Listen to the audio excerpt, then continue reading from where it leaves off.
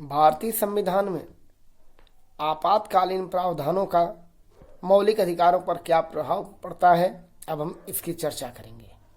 भारतीय संविधान में 3 प्रकार के आपातकाल वर्णित हैं। अनुच्छेद 352 युद्ध, बाह्य आक्रमण या सशस्त्र विद्रोह के आधार पर आपातकाल लगाने संबंधी अधिकार है। अनुच्छेद 356 राज्यों में संवैधानिक तंत्र की विफलता की स्थिति में आपातकाल लगाने संबंधी अधिकार है।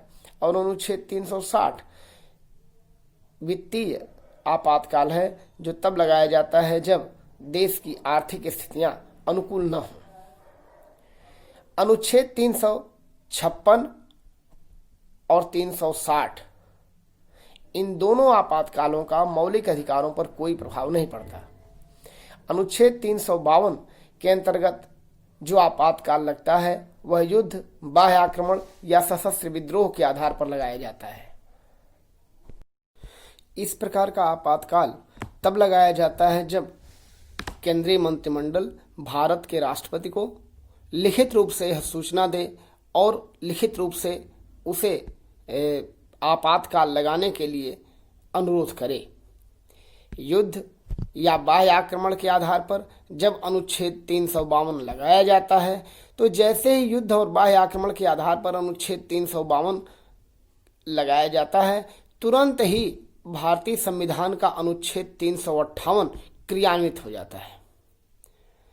युद्ध या बाह्य आक्रमण के आधार पर जैसे ही भारत का राष्ट्रपति भारत में या भारत के किसी हिस्से में आपातकाल लगाने संबंधी अधिसूचना जारी करता है, तो जहां कहीं भी आपातकाल लगता हो, चाहे वह पूरे देश में हो या देश के किसी या कुछ हिस्से में हो, वहां रहने वाले सभी नागरिकों के अनुच्छेद 19 के अंतर्गत मिलने वाली 6 स्वतंत्रताएं तुरंत ही निरस्त कर दी जाती हैं, तुरंत ही स्थगित कर दी जाती हैं।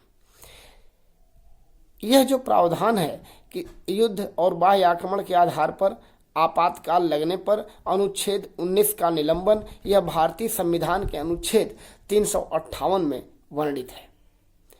यह बात ध्यान रखने की है कि अनुच्छेद 358 के तहत अनुच्छेद 19 का निलंबन या अनुच्छेद 19 के अंतर्गत वर्णित 6 प्रकार की स्वतंत्रताओं का निलंबन केवल तभी होगा जब अनुच्छेद 352 के अंतर्गत जो आपातकाल लगा है वह युद्ध और बाह्य आक्रमण के आधार पर लगाया गया हो।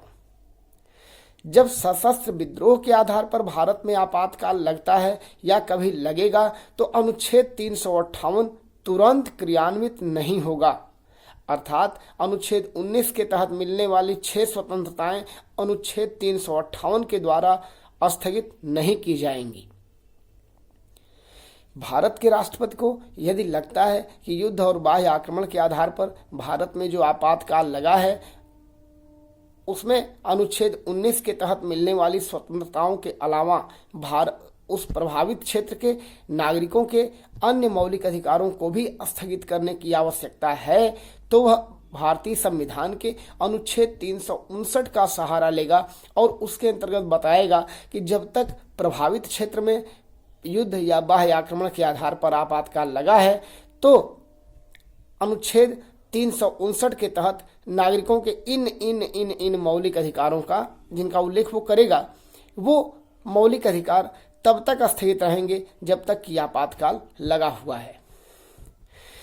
यदि बाह्य आक्रमण, यदि सशस्त्र विद्रोह के आधार पर भारत में आपातकाल लगता है, तो 358 का प्रवर्तन तुरंत नहीं होगा। भारत के राष्ट्रपति अनुच्छेद 359 के अंतर्गत मिले हुए अपने विशेषाधिकारों के तहत यह बताएंगे कि प्रभावित क्षेत्र के नागरिकों के कौन कौन से मौलिक अधिकारों का निलंबन होगा। अनुच्छेद 352 के अंतर्गत जब भी आपातकाल लगेगा, तो मौलिक अधिकारों में से कौन कौन से मौलिक अधिकार निरस्त रहेंगे, यह भारत के राष्ट्रपति द्वारा बताया जाएगा।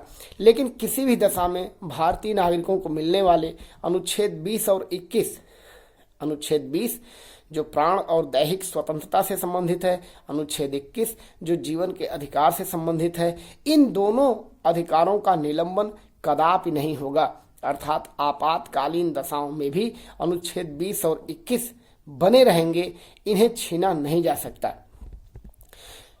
एक बार पुनः अपनी बात को हम दोहरा दें तो अनुच्छेद 352 के अंतर्गत जो 3 आधार हैं आपातकाल लगाने के, वह युद्ध, बाह्य आक्रमण और सशस्त्र विद्रोह हैं।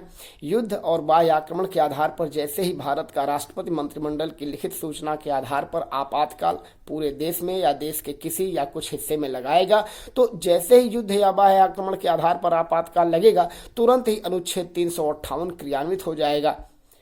और 358 के क्रियान्वित होते ही अनुच्छेद 19 के अंतर्गत मिलने वाली 6 प्रकार की नागरिक स्वतंत्रताएं स्थगित हो जाएंगी।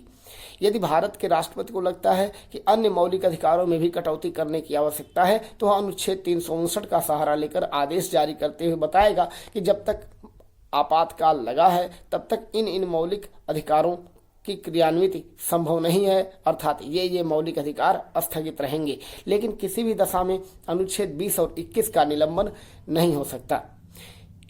सशस्त्र विद्रोह के आधार पर यदि आपातकाल लगेगा तो अनुच्छेद 358 तुरंत क्रियान्वित नहीं होगा। अनुच्छेद 359 का सहारा लेते हुए भारत का राष्ट्रपति नागरिकों को यह बताएंगे कि जब तक आपातकाल लागू है तब तक कौन कौन से मौलिक अधिकारों का निलंबन होगा या कौन कौन से मौलिक अधिकार निलंबित रहेंगे या स्थगित रहेंगे। लेकिन इनमें से किसी भी दशा में अनुच्छेद 20 और 21 का निलंबन नहीं होगा।